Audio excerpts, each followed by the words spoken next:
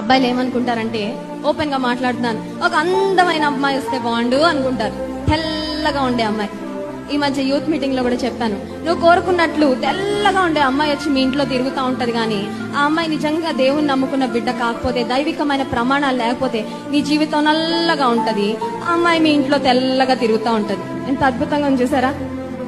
మీ జీవితం తెల్లగా ఆనందకరంగా ఉండాలా, లేకపోతే నీ వైఫ్ ఒకటే ఉంటే చాలా? బయటకి బాహ్యపరంగా నీకు కనిపించే వాటిని బట్టి నువ్వు ఒక చాయిస్ చేసుకున్నావంటే, ఎస్పెషల్లీ వివాహ విషయంలో నువ్వు చాలా చాలా రిగ్రెట్ అవుతావు. ఎందుకు పెళ్లి చేసుకున్నానా బాబోయ్ అనిపిస్తుంది. సో యవనస్తులారా, మంచి లైఫ్ పార్ట్నర్ మీకు కావాలంటే మీరు ఏం చేయాలి?